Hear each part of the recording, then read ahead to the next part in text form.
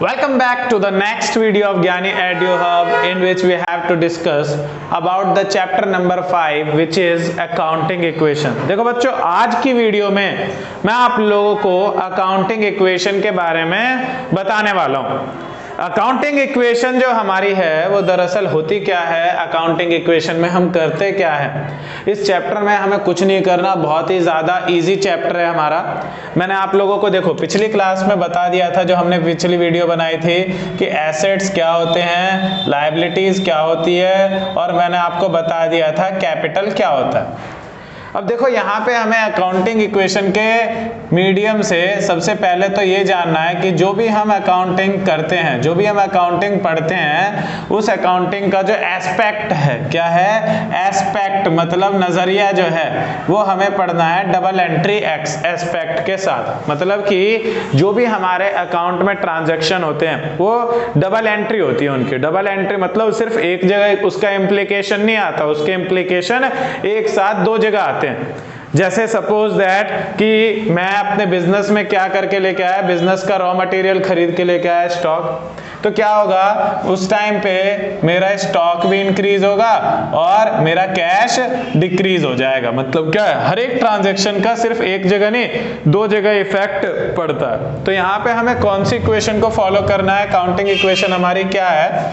तो accounting equation का हमारा फॉर्मूला है assets is equal to liabilities plus capital. ये हमारा अकाउंटिंग इक्वेशन का जनरल सा फॉर्मूला है।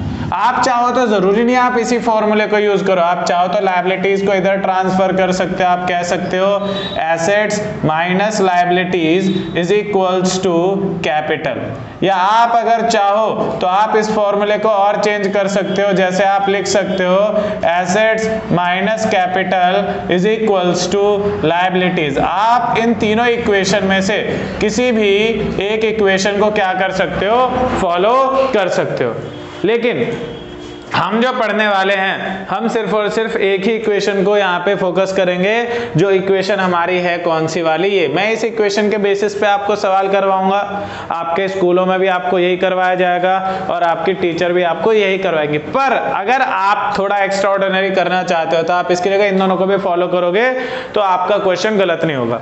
तो आइए हम सबसे पहले तो समझ लेते हैं अकाउंटिंग इक्वेशन का हमारा फॉर्मेट बनता कैसे है। तो देखो अकाउंटिंग इक्वेशन का फॉर्मेट में कुछ नहीं करना, हमें थोड़ी सी ज्यादा स्पेस की लाइन खींचेंगे, उसके बाद इसको हम डिवाइड कर देंगे ऐसे। और ये जो हमारा पार्ट है, इस पार्ट को हमें डिवाइड नहीं करना, हमें यहाँ पे लिखना है क्या, सबसे पहले हम यहाँ लिखेंगे पर्टिकुलर्स, और पर्टिकुलर्स के बाद यहाँ हमें डायरेक्ट उस इक्वेशन को लिख देना है कि assets is equals to liabilities plus capital. और उसके बाद हमारे को जो क्वेश्चन ने दे रखे हैं स्टेटमेंट्स, उन स्टेटमेंट्स के बेसिस पे हम इस फॉर्मेट को क्या करेंगे, फिल करना स्टार्ट करेंगे। तो मैं डायरेक्ट आपको ना क्वेश्चन ही बताता हूँ अकाउंटिंग इक्वेशन का, और क्वेश्चन बताने से पहले हमारे पास क्वेश्चन भी होना चाहिए। तो सबसे पहले मैं यहाँ पे देखो क्वेश्चन बनाता हूँ। जस्ट सपोज दैट कि एक व्यक्ति था जिसका नाम था क्या, उसका नाम था दीपू। क्या नाम था उसका, दीपू था। दीपू ने क्या किया, तो दीपू हैज स्टार्टेड, उसने स्टार्ट किया his business. Deepu has started a business with cash, cash के साथ बिजनेस स्टार्ट किया। और कितने का, तो रुपीज 1 लाख, 1 लाख रुपए कैश के साथ उसने अपना बिजनेस स्टार्ट किया। और मैं आपको ना यहीं पे थोड़ा सा क्या कहते हैं, जो क्वेश्चन बताने वाला हूँ थोड़ा कंपाउंडेड बताने वाला हूँ, मतलब कि जो हल्का सा ना क्या है, थोड़ा सा अपर लेवल का है, ताकि उसके द्वारा आपको इजी और हार्ड दोनों टाइप के क्वेश्चन क्लियर हो जाए। तो देखो दीपू ने स्टार्ट किया बिजनेस जिसमें कैश था कितना, 1 लाख रुपए, एंड एक ये घर से अपने क्या लेके आ गए थे, टेबल फर्नीचर वगैरह लेके आ गए थे। बिजनेस में जो जरूरी था फर्नीचर लेके आए थे, कितने रुपए का, तो ये फर्नीचर लेकर के आए थे 40,000 का। तो दीपू ने बिजनेस स्टार्ट किया कैश और फर्नीचर के साथ। फिर बात आती है दीपू ने क्या किया, दीपू ने परचेज किया।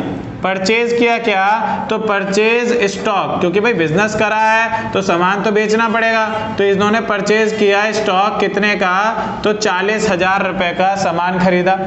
40,000 के सामान को खरीदने के बाद इन्होंने क्या करा, इन्होंने सेल करा। सेल करा किसका, तो सेल ऑफ गुड्स, इन्होंने सामान बेचे, गुड्स बताया गया क्या, तो गुड्स कॉस्टिंग, सामान जो था उसकी कॉस्ट थी कितने की, 25,000 रुपए की कीमत थी उसकी, लेकिन इन्होंने कितने में बेचा, तो इन्होंने बेचा एट 32,000, इन्होंने उसको 32,000 रुपए में बेचा, मतलब सामान 25,000 का था, 32,000 में बेचा, 7,000 रुपए प्रॉफिट कमा लिया।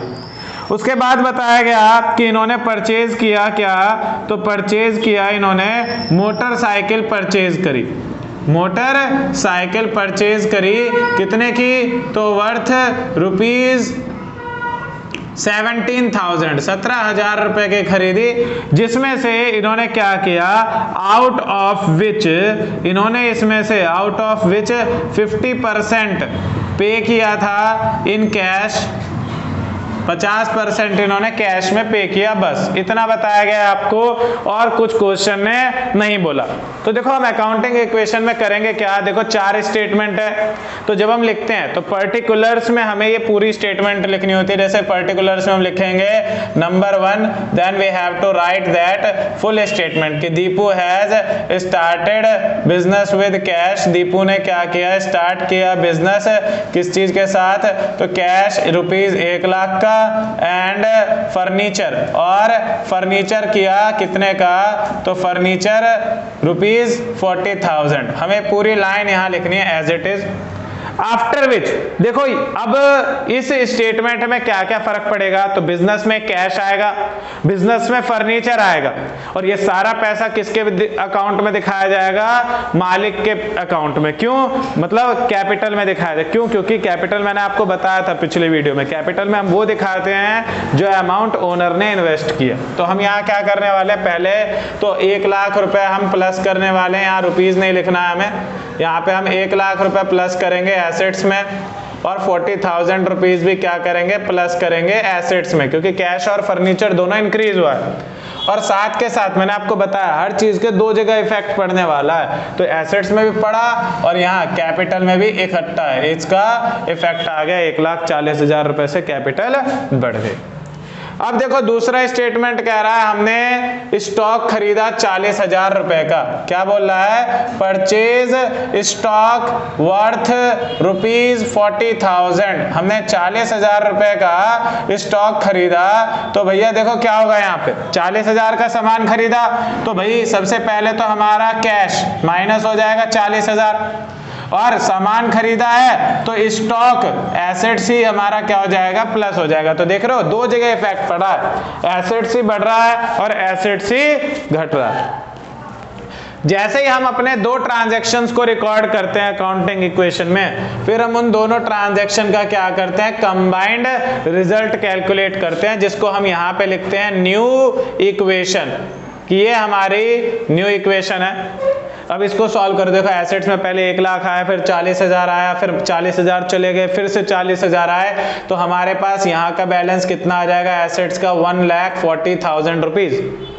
फिर हम इक्वल लायबिलिटीज में हमारा क्या है, कुछ भी नहीं है, तो लायबिलिटी 0, कैपिटल में हमारा अमाउंट कितना है, 1,40,000। ध्यान रखें न्यू इक्वेशन के टाइम पे दोनों तरफ का टोटल, एसेट साइड का टोटल और लायबिलिटी साइड का टोटल आना, उस साइड का टोटल आना चाहिए बराबर।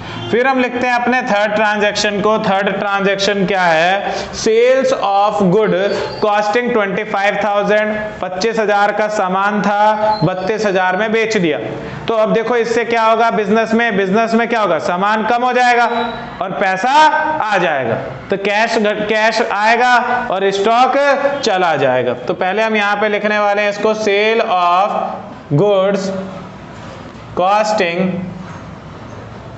25,000, 25,000 का सामान था और उसको हमने बेचा 32,000 में। तो देखो क्या होगा, सबसे पहले तो हमारा स्टॉक माइनस होएगा 25,000 का और कैश हमारे सामने आ जाएंगे कितने के, 32,000 रुपए हमारे पास कैश बढ़ जाएगा। तो इस ट्रांजैक्शन में हमें, आप लोगों ने देखा होगा 25 का सामान है, 32 में बेच रहे हैं, तो 7000 का फायदा हुआ। और फायदा कहाँ ट्रीट किया जाता है, तो बताया जा चुका है आपको पहले कि कैपिटल के अंदर ही हम अपने फायदे और घाटों को ट्रीट करते हैं। तो यहाँ पे ही फायदा यहाँ लिखा जाएगा और फायदा हो रहा है तो यहाँ पे हम प्लस करेंगे कितना, 7000। जैसे ही हमने ट्रांजैक्शन लिखा, then we have to calculate new equation. फिर हमें हर एक ट्रांजैक्शन के बाद ही न्यू इक्वेशन कैलकुलेट करनी है। तो यहाँ पे 140 में से 25 माइनस करेंगे, 32 को ऐड करेंगे तो आएगा 147,000, इधर आएगा 0, इधर आएगा 147,000। तो in this manner we are solving the problem related to accounting equation. फिर इसके बाद फोर्थ ट्रांजैक्शन जो है, ये ट्रांजैक्शन आपके इस अकाउंटिंग इक्वेशन से रिलेटेड तरीके के, जितने भी तरीके के कंफ्यूजन, डाउट वगैरह आपके माइंड में अभी तक चल रहे होंगे, सब खत्म।